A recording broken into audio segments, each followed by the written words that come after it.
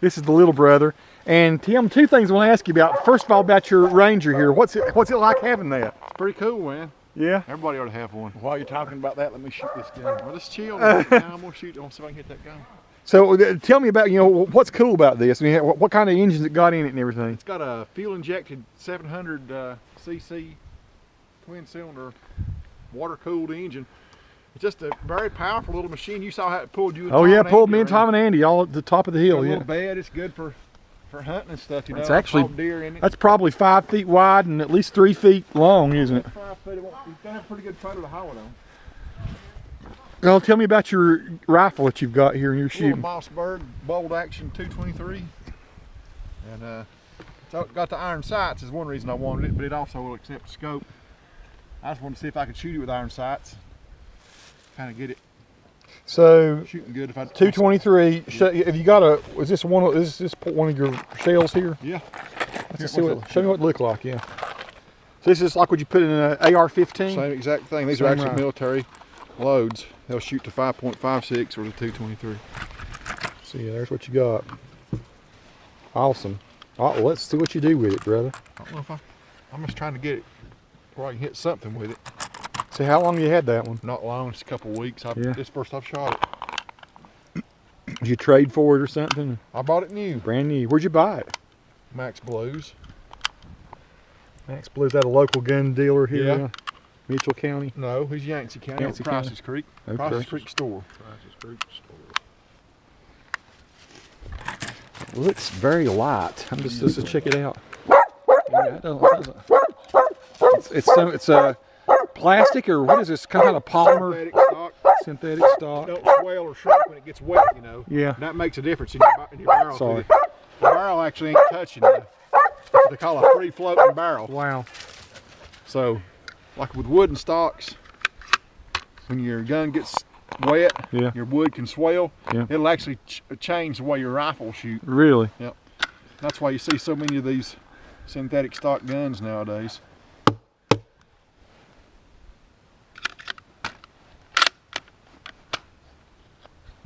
Military brass bills is tight. Get my earplugs in. This keeps me from flinching. I'll kind of stand behind Tom so we can see the white. We can see the white thing there to the lower left leg of the. It does have that muzzle brake, so it's gonna be painful. Patain.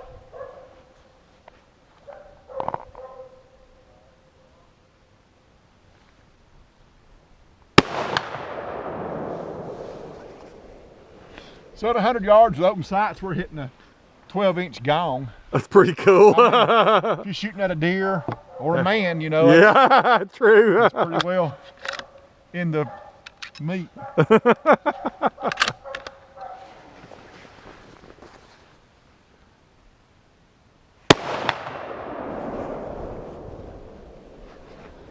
You go check it out. I'm gonna shoot 2 more times.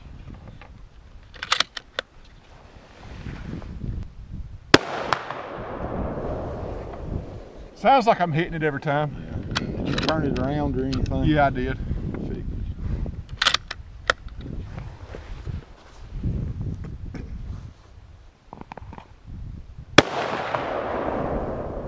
That might have been left. I think I might have missed it that last shot. Got you. Go check it out and I'll reload. I'll walk with you. It's loaded. It holds up 11 rounds. Oh, really? Yeah. Right up there. Nice walk. Just a little exercise. Let's go look at what Tim's Before I done. hit, and I missed that last. I think I tweaked my shot a little bit.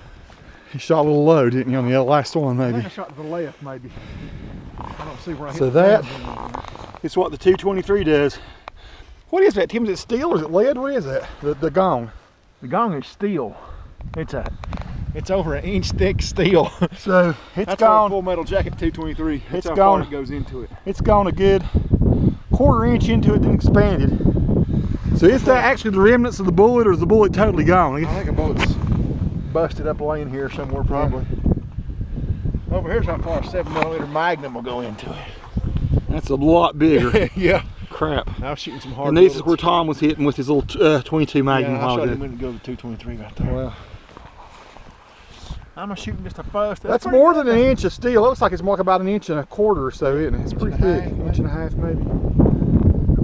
Pretty sweet. So there's what we get with I that. ain't bad open sights at 100 yards. Yeah, it's very excellent. That's a long ways off, Shoot a actually. little bit to the right.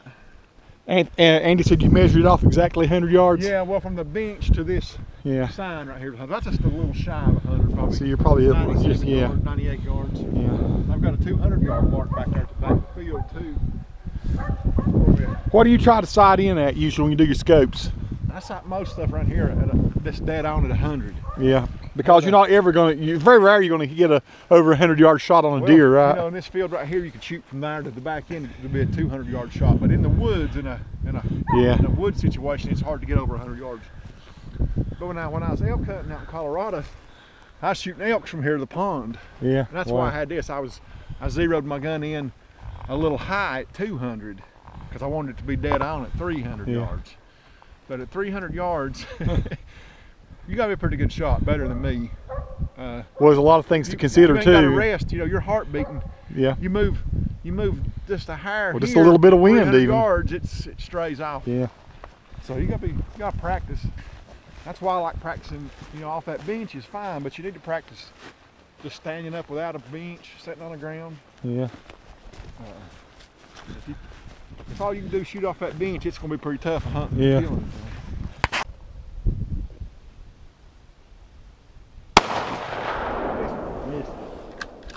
You hit the one before.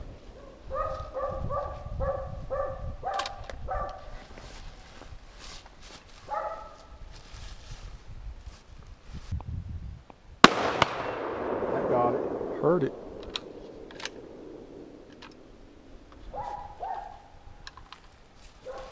Pretty neat little game. Yeah, it's very much.